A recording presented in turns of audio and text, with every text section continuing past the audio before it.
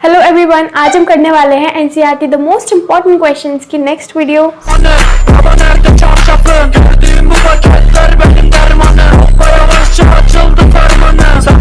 आज हम जो क्वेश्चंस करने वाले हैं वो है एडवांस्ड लेवल के। अगर आपका क्वेश्चन पेपर एक अच्छे लेवल पे सेट होने वाला है तो इनमें से आपको क्वेश्चन मिल सकते हैं एग्जामिनेशन में। अभी हम टॉप 5 क्वेश्चंस करने वाले हैं जिसमें से कि नंबर 5 पे ये क्वेश्चन है। आप देख सकते हो, the sum of third and seventh term of an AP is 6, their product is 8, find the sum of 16 terms. तो हमारे पास है कि जो एक एपी है उसकी थर्ड और सेवेंथ टर्म अगर उन्हें प्लस करेंगे तो 6 आएगा और उन्हीं को अगर हम मल्टीप्लाई करेंगे तो 8 आएगा। तो उसी एपी के हमें फर्स्ट 16 टर्म्स का सम निकालना है। ठीक है, स्टार्ट करते हैं। तो उन्होंने बोला थर्ड टर्म को क्या बोल सकते हैं, a + 2d है ना, और बोला सेवेंथ टर्म मतलब a + 6d। अगर उन्हें हम प्लस करेंगे तो हमारे पास कितना आएगा, 6। चलो लिख देते हैं। अगर इसे सॉल्व करेंगे तो आएगा 2a + 8d = 6। ये बन गई हमारी पहली इक्वेशन, क्योंकि पहली लाइन में हमें यही चीज गिवन है। फिर देखते हैं second, there product is 8। There product is 8। अच्छा, अगर आप इसी इक्वेशन में देखेंगे इसे हम थोड़ा सा सिंप्लीफाई कर सकते हैं। यहाँ से 2 पूरे में से कॉमन लेके पूरी इक्वेशन को हम 2 से डिवाइड कर रहे हैं। ठीक है, क्योंकि 2 पूरे में कॉमन है। यहाँ आएगा a + 4d = 6। ये बन चुकी है हमारे पास पहली इक्वेशन। ऐसी तरह से हम सेकेंड इक्वेशन बना सकते हैं।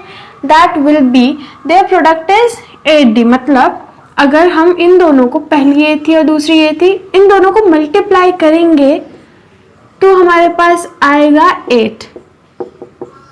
ठीक है, अगर आप सोचो, अगर आप इसी तरह से इन्हें मल्टीप्लाई करोगे तो आपके पास इजीली आंसर नहीं आएगा। आपके पास एक a आएगा, d आएगा, स्क्वायर्स आएंगे, एक इक्वेशन बन जाएगी। इन शॉर्ट आपको उस तरह से नहीं करना। आप क्या करोगे, यहाँ से वैल्यू निकालोगे a की, ताकि ये क्वेश्चन इजी हो जाए। उसके हिसाब से अगर हम a की यहाँ से वैल्यू निकालते हैं, 3 - 4d हो गई वैल्यू, है ना। अब क्या करेंगे, हम a की जगह इस इक्वेशन में वैल्यूज पुट करेंगे, जिसकी वजह से a की जगह तो 3 - 4d आ जाएगा। यहाँ भी ऑलरेडी d है, यहाँ भी 3 - 4d d। पूरी जो इक्वेशन होगी उसमें सिर्फ एक वेरिएबल होगा जो कि होगा d। ठीक है, तो ये हम सिंपल करने के लिए कर रहे हैं। 3 - 4d + 2d, 3 - 4d + 2d। यहाँ पे हमने a की जगह 3 - 4d की वैल्यू इसलिए रखी है क्योंकि अगर हम पूरी इक्वेशन को ऐसे ही सॉल्व करते तो हमारे पास 2 वेरिएबल थे, एक था a और एक था d। तो उस तरह से हमें सॉल्व करने में थोड़ी कॉम्प्लेक्सिटी आ सकती थी। इसलिए हमने क्या करा कि यहाँ पे हमने पूरे को एक ही वेरिएबल में कन्वर्ट कर लिया है, जैसे कि हम लीनियर इक्वेशंस में करते थे, बिल्कुल वैसे ही। ठीक है, ये सब्स्टिट्यूटिंग मेथड है, सब्स्टिट्यूशन। तो 3 - 2d, यहाँ से हमने 4 - 2 करा है, 3 4 - 2 -2d आएगा = 8। सॉरी, यहाँ 6 है। ठीक है, तो हमारे पास यहाँ पे बना है 3 - 2d, 3 + 2d = 8। अगर आप ध्यान से देखेंगे तो यहाँ पे बन रही है एक identity, and that is a - b and a + b। तो आपको याद होगी आइडेंटिटी होती क्या है, a² - b², right. a² - b²। ठीक है, तो a है यहाँ पे 3 का स्क्वायर -2d का स्क्वायर = 8। आप इसे इजीली सॉल्व कर सकते हो, राइट। तो यहाँ पे हमारे पास आएगी बहुत ही सिंपल सी वैल्यूज। 3 का स्क्वायर आ जाएगा 9 -2d का स्क्वायर आ जाएगा 4d² = 8। अच्छा, एक बात बताओ, आप मुझे बहुत सिंपली बता सकते हो, इस साइड +9 है, उस साइड जाके -9, -4d² = 8 - 9 -1 हो गया हमारे पास, -4d², माइनस से माइनस कट गया। अच्छा, d² 4 मल्टीप्लाई में है, 1/4 आ गया d² की वैल्यू। हमारे पास d² की वैल्यू आई है 1/4। हमें d² की वैल्यू चाहिए? बिल्कुल नहीं, हमें तो d की वैल्यू चाहिए। तो हम स्क्वायर कट करेंगे और रूट लगाएंगे। अब जब 1/4 रूट के बाहर आएगा 1 तो ऐसे ही आ जाएगा, लेकिन 4 जब रूट के बाहर आएगा तो वहां पे आएगा 2। जब भी कोई नंबर रूट के बाहर आता है तो अपने साथ 2 साइन लाता है, प्लस और माइनस। तो यहाँ पे जो हमारा d आया है वो +- 1/2 है। मतलब जो हमारा 1/2 हमारा डिफरेंस आया है वो प्लस में भी हो सकता है, वो माइनस में भी हो सकता है। मतलब वो जो सीरीज है वो दोनों तरफ से बन सकती है, अगर डिफरेंस +1/2 हो या फिर डिफरेंस -1/2 हो, कुछ भी बन सकती है। ठीक है, तो इसके लिए हम रिस्क तो ले नहीं सकते, ऑब्वियसली हमें दोनों तरह की ही सीरीज बनानी पड़ेगी। तो यहाँ पे सबसे पहले हमने डिफरेंस निकाल लिया है। क्या हम यहाँ से a की वैल्यू निकाल सकते हैं? क्योंकि हमें निकालना है सम ऑफ फर्स्ट 16 टर्म्स, उसके लिए हमें डिफरेंस की भी जरूरत पड़ेगी और फर्स्ट टर्म की भी जरूरत पड़ेगी। डिफरेंस हम निकाल चुके हैं, तो अब निकालते हैं फर्स्ट टर्म। डिफरेंस लिया पहले हमने -1/2, फिर ले लिया डिफरेंस +1/2। ठीक है, हमारे पास ये थी a = 3 - 4d, a = 3 - 4d, 3 - 4। Difference की वैल्यू कितनी थी? 1/2। चलो पुट करते हैं, हमारे पास आ गया 3 - 2 = 1। a की वैल्यू कितनी आई? एक केस में आ गई a की वैल्यू 1। अब चलो +1/2 डिफरेंस होगा तो हमारी a की वैल्यू क्या होगी? आप फाइंड कर सकते हो इजीली। 3 - 4 डिफरेंस है 1/2, यहाँ माइनस था ना, माइनस माइनस प्लस। ठीक है, यहाँ पर डिफरेंस की हमारी वैल्यू आई है 5। इसी तरह से आप 1/2 की निकाल सकते हो। 2 × 2 = 4, 3 - 2 = 1। Here we get a = 1 and a = 5। अब हमारे पास ना, देखो मैंने बोला था 2 AP बन रही हैं। हमारे पास डिफरेंस अगर -1/2 होगा तो हमारे पास फर्स्ट टर्म आएगी 5। अगर हमारा डिफरेंस प्लस का 1/2 है तो हमारे पास फर्स्ट टर्म आएगी 1। तो इसी तरह से क्या आप सम ऑफ फर्स्ट 16 टर्म निकाल सकते हो? बहुत ईजी है, सीधा फॉर्मूले में वैल्यूज पुट करनी है। You can actually solve it really well, that's easy. तो अगर आपको उसका स्क्रीनशॉट लेना है तो ले लो। चलो सीधा फॉर्मूला लगाते हैं, वैल्यूज निकालते हैं। हमें पता है Sn = n/2 2a + n - 1 d होता है ना।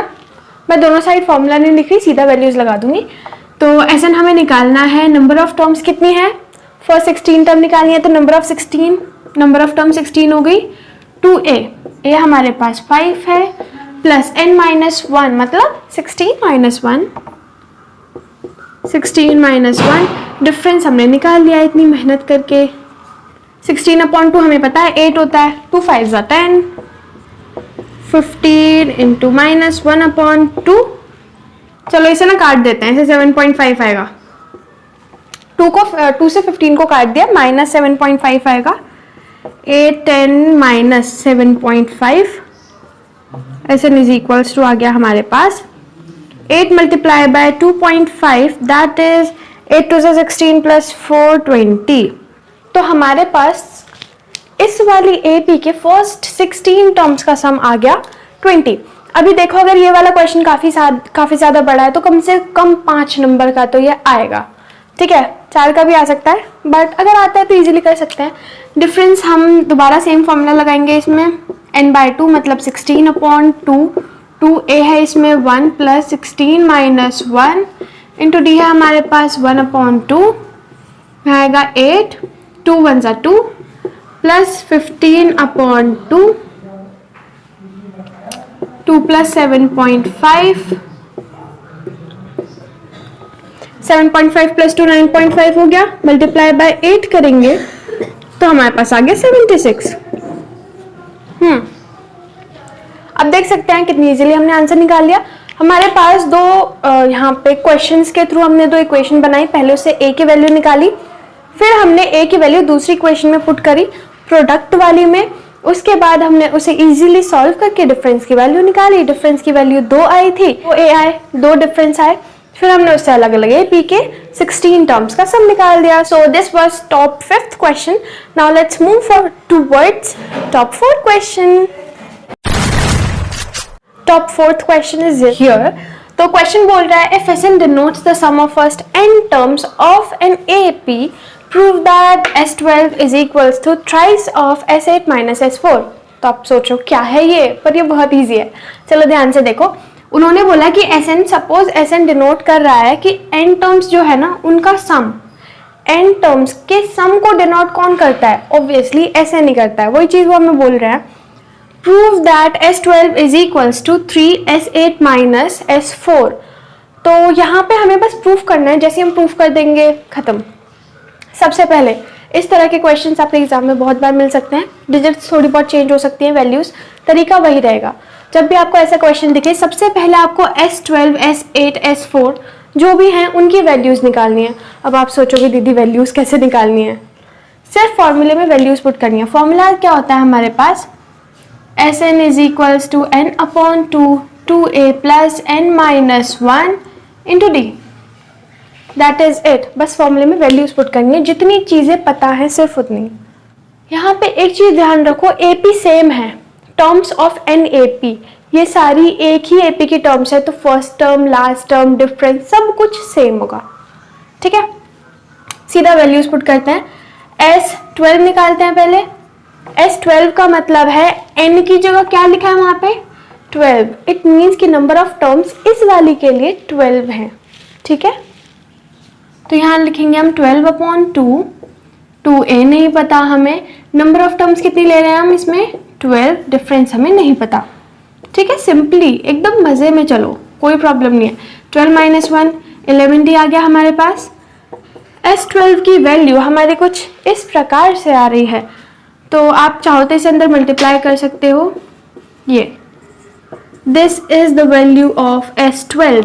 Now similarly you can find the values of S8 and S4. Let's do the same thing. तो S8 हमारे पास क्या आएगा?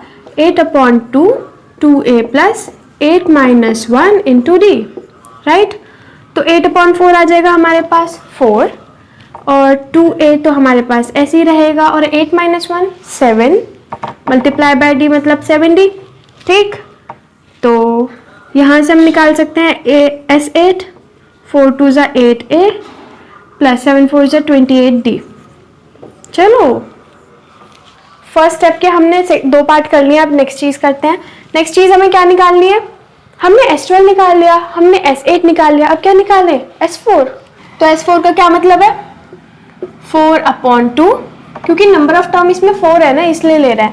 जहाँ पे अगर S4 है, ये मान लो कि सिर्फ सम ऑफ 4 टर्म्स हमारे लिए उस टाइम पे जिसका हम सम निकाल रहे हैं, हम यही एज्यूम करेंगे कि सिर्फ उतनी ही टर्म्स हैं. सपोज आपके पास एक AP है. ठीक है, तो आपके पास AP है 2 4 6 8 10 एंड 12 एंड सो ऑन. ठीक है, मैंने बोला कि आपको ना पहले 2 टर्म्स का सम निकालना है. ठीक है, तो आप उस टाइम पे S2 लोगे. आपके लिए आपको फर्क नहीं पड़ता पूरी AP कितनी बड़ी है. आपके लिए उस टाइम पे जिन टर्म्स का सम निकालना है वो तो 2 ही है ना, इसलिए हम यहाँ पे हमने नंबर ऑफ टर्म्स 4 लिए हैं, क्योंकि यहाँ पे हमें 4 टर्म्स का सम निकालना है. यहाँ पे हमें 8 टर्म्स का सम निकालना है. हमें फर्क नहीं पड़ता टोटल टर्म्स कितनी है, हमें फर्क पड़ता है कि हमें सम कितने का निकालना है. बल्कि यही डिफरेंस है SN, सम ऑफ टर्म्स, और जब हम AP में निकालते हैं AN वाले फॉर्मूले में और SN वाले फॉर्मूले में, यही डिफरेंस है. ठीक है, तो इसे थोड़ा सा ध्यान से. SN में हमें सिर्फ ये देखना है कि भाई हमें जो सम निकालना है वो कितनी टर्म्स का निकालना है, कौन सी टर्म्स का निकालना है. वेयर एज AP में जब AN वाला फॉर्मूला हम लगाते हैं तब उसमें हम टोटल टर्म्स देखते हैं. ठीक है, तो यहाँ पे S4 है n अपॉन 2a, तो हमें नहीं पता. n माइनस 1 मतलब 4 माइनस 1 इंटू डी. चलो, हमारे पास 4 की भी वैल्यू आने वाली है 2a प्लस 3d. आप सोचोगे दीदी कितना स्लो करवा रही हो, जल्दी करवाओ. 4a plus 6d. राइट, यहाँ देखो हमारे पास तीनों वैल्यूज आ चुकी हैं. अब आपको करनी है बस एक step, and here will be your answer. So what is that step? ये जो हमने पूरा करा है ना, दिस इज जस्ट स्टेप 1. तो आप चलते हैं स्टेप 2 की तरफ, एंड दैट इज आपको बस वैल्यूज पुट करनी है आपकी गिवन इक्वेशन में जो आपको प्रूफ करनी है. वो क्या है? S12 is equals to 3 S8 minus S4. That is it. चलो, S12 क्या है? 12a plus 60. ठीक है, पुट कर दी मैंने.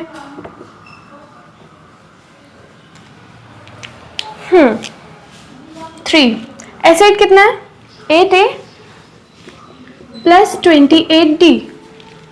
Here it is, 8a plus 28d. Now S4 कितना है हमारे पास? 4a plus 60 right. अच्छा यहाँ पे ना ब्रैकेट लगाना मत भूलना, यहाँ पे जो है ना पूरी हम S4 को पूरे को माइनस कर रहे हैं, तो ये वाली टर्म भी माइनस होगी, ये वाली टर्म भी माइनस होगी। बहुत बार आप क्या करते हो कि ब्रैकेट लगाना भूल जाते हो, 4A को माइनस कर देते हो, 6D को प्लस कर देते हो। नहीं, ये छोटी छोटी चीज है जिससे कि मार्क्स कटना है, इस चीज पे ध्यान दो, ठीक है। तो ये वाली चीज तो सेम ही रहनी है, मैं इसे लिख नहीं रही हूँ, मेरे पास इतना सारा स्पेस नहीं है, ठीक है। आपकी नोटबुक में होगा, आप लिख सकते हो। तो यहाँ पे देखो 8A में यहाँ से ब्रैकेट हटा के सीधा माइनस लगा रही हूँ, ठीक है। आपको स्टेप्स लिखने हैं दोनों। तो यहाँ देखो 8A माइनस 4A आ जाएगा हमारे पास 4A, 28D माइनस 60 हम आपके पास आ जाएगा 22D, राइट। अच्छा इन्हें मल्टीप्लाई करो, 3 4 जा 12 और 22 3 जा 66D। अच्छा ध्यान से देखना, ठीक है। आपके पास आंसर आ चुका है ना। ये जो चीज थी ये S12 की वैल्यू थी, और यहाँ पे हमने 3S8 माइनस S4 को ब्रैकेट में जो है उन्हें दोनों को इक्वल प्रूफ कर दिया है इस तरह से। यहाँ पे देखो 12A प्लस 60 60, 12A प्लस 60 60, हमारे पास दोनों साइड इक्वल आ चुकी हैं। Here this question is finished. It was such a simple question, सिर्फ देखने में आपको ट्रिकी लग सकता है अगर आपने ट्राई नहीं करा है, ठीक है। Now let's move toward the third important question of this chapter. So this is a question number 3। So let's move towards it. क्या है ना, क्वेश्चन लिखा हुआ है, ये ना आपके सारे ऑलमोस्ट एनसीईआरटी के क्वेश्चन है, लेकिन वो हैं जो कि आपको मुश्किल लगते हैं, डरावने लगते हैं, या फिर जो बहुत इंपॉर्टेंट है, ठीक है। तो क्वेश्चन लिखा है, the houses of a row are numbered consecutively from 1 to 49, show that there is a value of x such that the sum of numbers of houses preceding the house number of houses following it, find x। अब आप सोचोगे क्या हो रहा है, क्या बोल रहा है, क्या लिखा हुआ है। ये ना बहुत ही सिंपल सी चीज़ है, बस थोड़ा सा ट्विस्टेड वे में लिखा हुआ है। देखो बोल रहे हैं कि एक हाउस की रो है, जैसे कि आप देखते होंगे ऑब्वियसली जिस भी कॉलोनी में घर बनते हैं तो एक के बाद एक ऐसे बनते हैं। तो जो हाउसेज है ना वो एक रो में है, जिसमें कि टोटल 49 हाउसेज हैं। कितने हैं? 49 houses. The houses of a row are numbered consecutively from 1 to 49। तो उनका जो नंबर है ना, पहले का 1, फिर 2, फिर 3, फिर 4, फिर 5, ऐसे करके 49 तक है। तो ऑब्वियसली फर्स्ट टर्म हमारी, अगर हम इसे एपी को बनाना चाहें तो क्या बनेगी, 1 2 3 4 डैश डैश डैश करके, और लास्ट में होगा 49, राइट। ऐसे ही होगा। अब वो कह रहे हैं कि हमने लिख दिया कि इस तरह से एपी बन रही है, हमें प्रूफ करना है कि show that there is a value of x.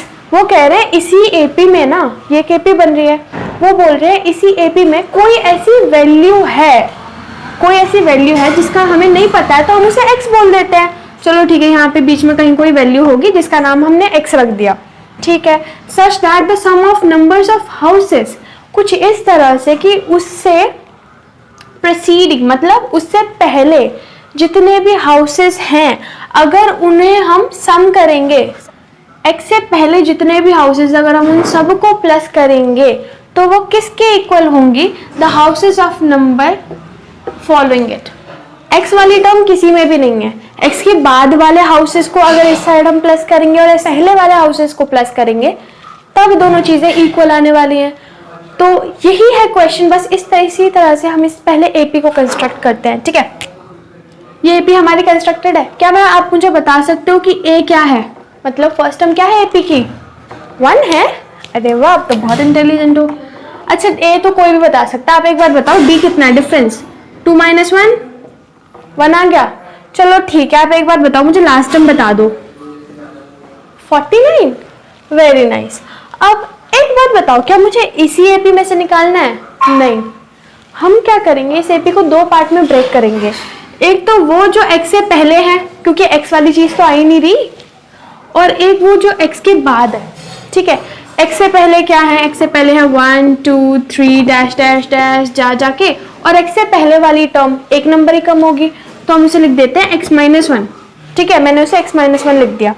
फिर x के बाद वाली टर्म क्या होगी, एक नंबर ही बड़ी होगी, क्योंकि डिफरेंस तो यहाँ पे 1 ही है ना। जो नेक्स्ट एपी होगी उसकी पहली टर्म x से एक नंबर बड़ी होगी, ठीक है। और फिर वो चलती चलती लास्ट टर्म क्या आएगी, उसमें 49 आएगी। चलो इसी इंफॉर्मेशन की बस हमें जरूरत थी और ये हमने लिख दी। आई होप आपको समझ आ गया होगा। एक एपी है, जिसमें जो 1 2 3 4 से स्टार्ट हो रही है 49 पे एंड हो रही है, बीच में एक नंबर है जिसका नाम x है। अब उस नंबर के पहले वाले सारी टर्म्स को प्लस करेंगे तो वो इक्वल होगा अगर x के बाद वाली सारी टर्म्स को प्लस करेंगे। हमें बहुत अच्छे से समझ आ चुका है। अब हमें करना क्या है, हमें ये बस प्रूफ करना है कि ये वाली चीज़ इस वाली चीज़ के इक्वल है। किस तरह से प्रूफ करोगे, सम का फॉर्मूला लगाओ, आप इजीली लगा सकते हो। हमें ना इसमें ये नहीं पता कि यहाँ से यहाँ तक कितनी टर्म्स है, यहाँ से यहाँ तक कितनी टर्म्स है, राइट। तो हम सिंपली इसे प्रूफ करेंगे। जितना मैंने लिखा है इतना पहले कॉपी कर लो, साथ साथ करोगे तभी आएगा, प्रैक्टिस करो साथ में। तो मैं पहले ये इरेज कर रही हूँ। तो ये हमने लिख लिया है। अब यहाँ पे सीधा एस एन का फॉर्मूला लगाते हैं, छोटे वाला लगाते हैं कि हमें फालतू के झंझट नहीं चाहिए। n/2 a plus A N मतलब लास्ट टर्म, ए हमें पता है 1 है।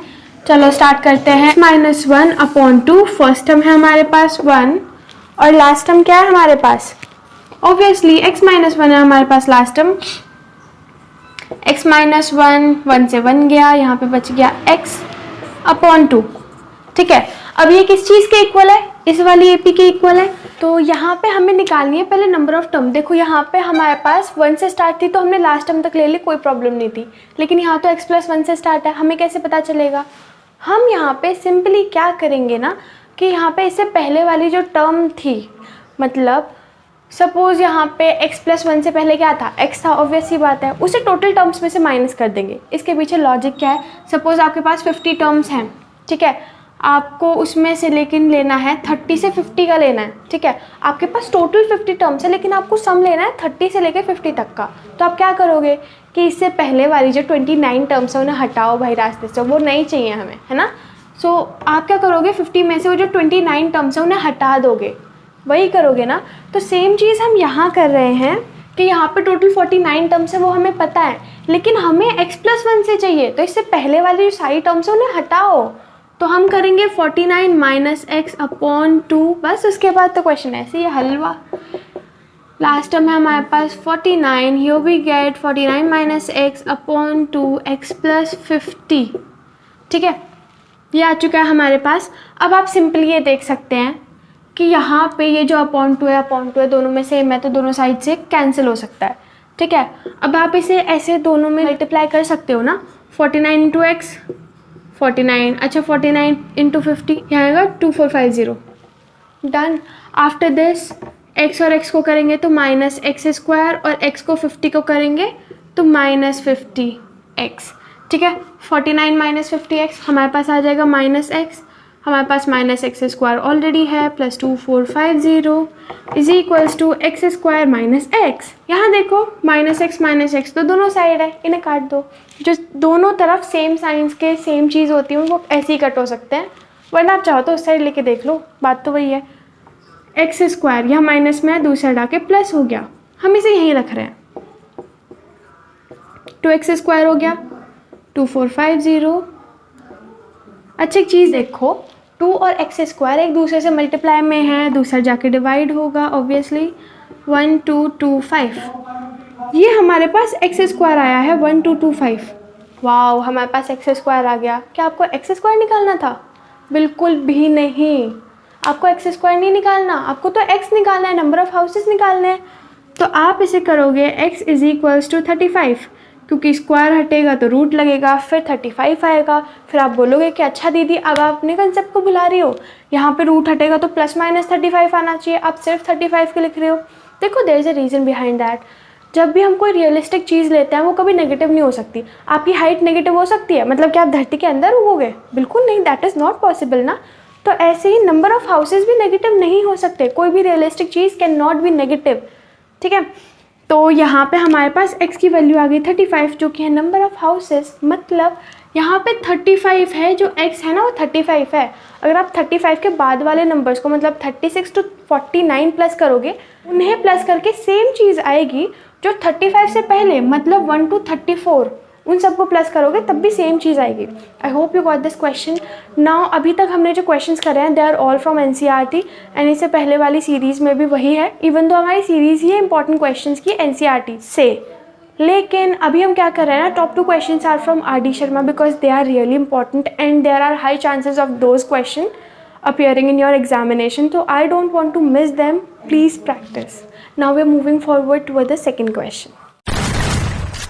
Question number 2. आप यहाँ पे जिस तरह का क्वेश्चन है ना, इस तरह के आप बहुत सारे क्वेश्चन आरडी में देख सकते हैं और ये बहुत इंपॉर्टेंट होते हैं. तो यहाँ पे ना आपको देखने में थोड़ा खतरनाक लगेगा लेकिन बहुत ईजी है. The ratio of sum of nth terms of 2 APs is 7n + 1 ratio 4n + 27. Find the ratio of their mth term.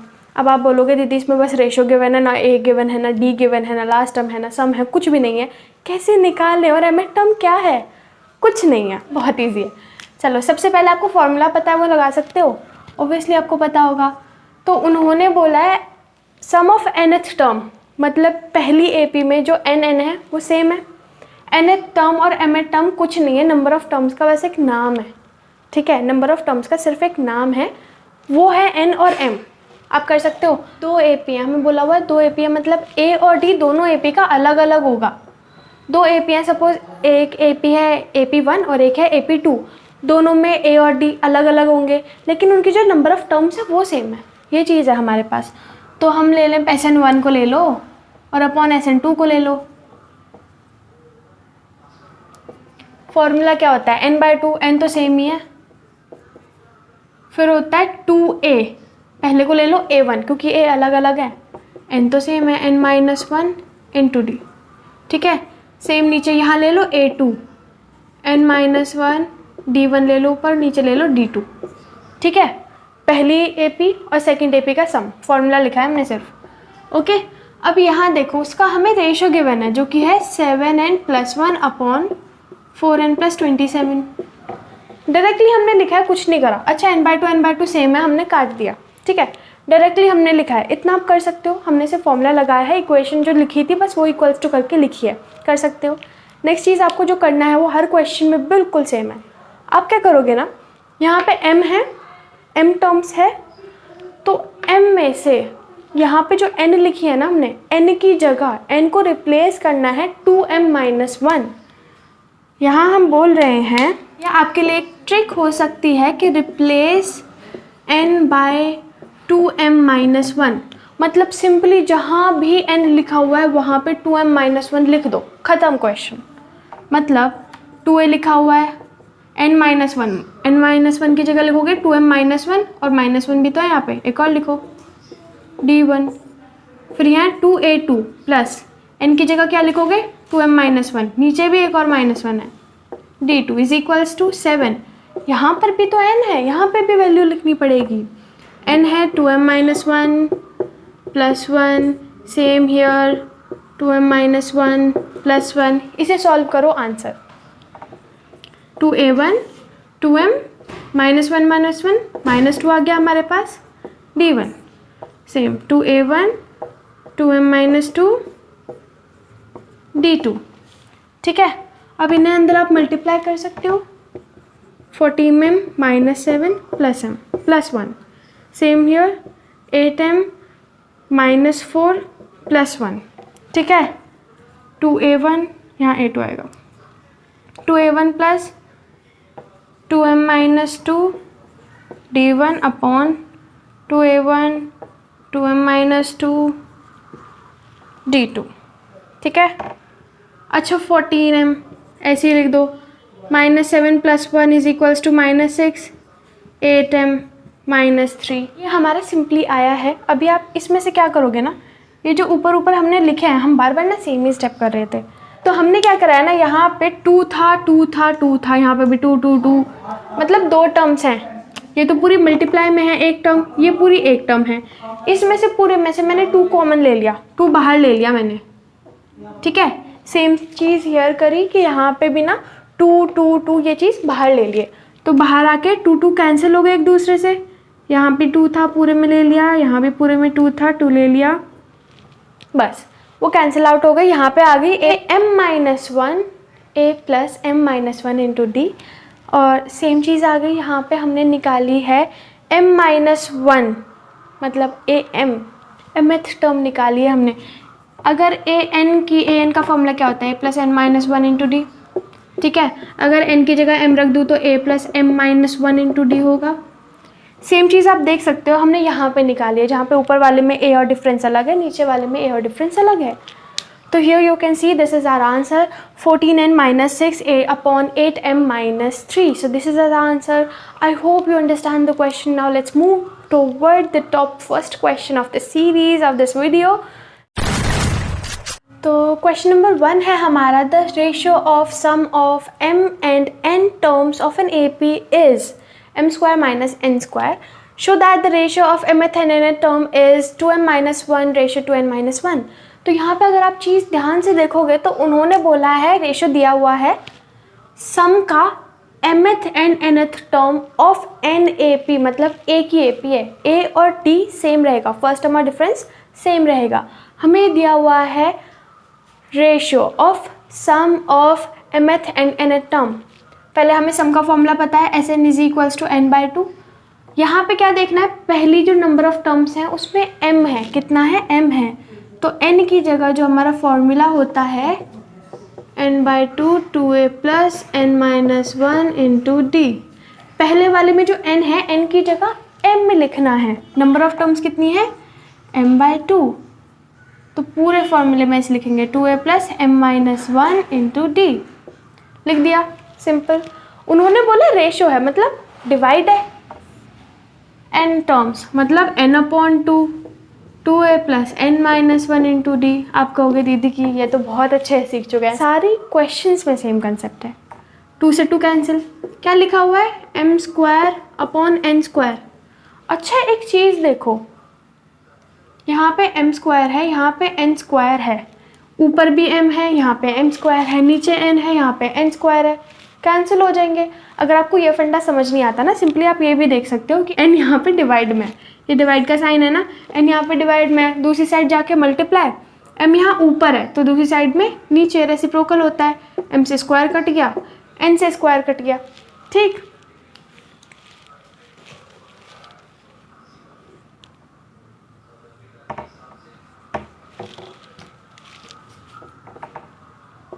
तो हमारे पास आ गए m अपॉन n, ठीक है।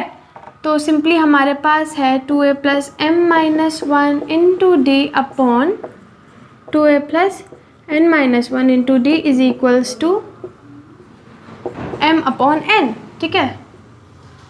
अब हम क्या करेंगे ना कि इसे इधर मल्टीप्लाई करेंगे, इसे इधर मल्टीप्लाई करेंगे, सॉल्व करेंगे, आंसर ऐसे नहीं आएगा, मजाक था, ठीक है। 2a plus m minus 1 into d n is equals to 2a plus n minus 1 into d multiply by m, ठीक है। 2an plus m minus 1, d और n को करेंगे तो dn हो जाएगा, 2am 2a को m से करेंगे और बस n माइनस 1 d और m एक साथ लिख दिया, ठीक है। अब ये 2am 2an सेम सेम लग रहा है, एक साथ ले आते हैं, 2an minus 2am is equals to n minus 1, यहाँ dm लिखा है, अब ये भी एक जैसे लग रहे हैं, इन्हें भी एक साथ ही ले आते हैं, माइनस m माइनस 1।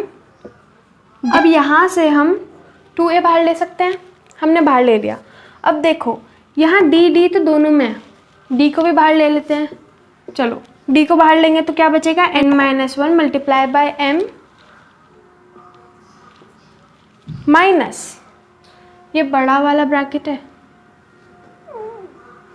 ठीक है, और यहाँ बचेगा m minus 1 multiply by n, m minus 1 multiply by n, ठीक है। यहाँ ये चीज़ सेम कॉपी करेंगे, n minus 1 m is equals to d तो बाहर है, अब इन दोनों को मल्टीप्लाई कर लेते हैं, mn minus m minus mn, ये आएगा प्लस n, ठीक है। माइनस 1 और n को करेंगे तो माइनस n आएगा, फिर माइनस से मल्टीप्लाई होके प्लस n हो जाएगा, ठीक। तो mn तो कट गया हमारे पास, तो हमारा आया 2an minus m is equals to d n minus m। अब आप ये बहुत इजीली बता सकते हो कि n माइनस m दोनों साइड सेम में तो कट जाएगा, 2a is equals to d। अब आप ये सोचोगे कि a की वैल्यू आई है, नहीं, ये हमने डिफरेंस निकाला है, कॉमन डिफरेंस, ठीक है। कॉमन डिफरेंस आया है हमारे पास 2a। अब हमें क्या करना है, फाइनली देखते हैं, show that the ratio of mth and nth term, number of terms AP के सम नहीं A P normal nth term निकालना है हमें। nth टर्म का हमारे पास फॉर्मूला होता है an is equals to a plus n minus 1 into d. Put करें और वैल्यू निकालें। पहला है mth टर्म, मतलब एक n की जगह m होगा बस। mth टर्म मतलब a plus m minus 1, D कितना है 2a, क्योंकि ये पूरी ए पी सेम है तो हमारा डिफरेंस और ये तो सेम रहेगा। फिर nth टर्म कितना है a plus n minus 1 into 2d। ठीक है, हमें प्रूफ क्या करना है कि वो है 2m माइनस 1 और 2n minus 1, right. This is what we are suppose to prove. यहाँ पे हमने d की वैल्यू रखी 2a। अब हमारे पास क्या है a प्लस, अंदर मल्टीप्लाई करें 2am माइनस 2a, इसे इधर मल्टीप्लाई करा है अपॉन में a plus 2an minus 2a। यहाँ हमारे पास आएगा 2am minus a upon 2an minus a। ठीक है, क्या इसमें से हम a बाहर ले लें, क्योंकि सेम है तो कॉमन ले लेते हैं एक बार। हमारे पास आएगा 2m माइनस 1 अपॉन नीचे से भी an 2n minus 1। Wow, a से a कैंसिल, हमारे पास आ गया 2m minus 1 upon 2n minus 1। So here this question is proved.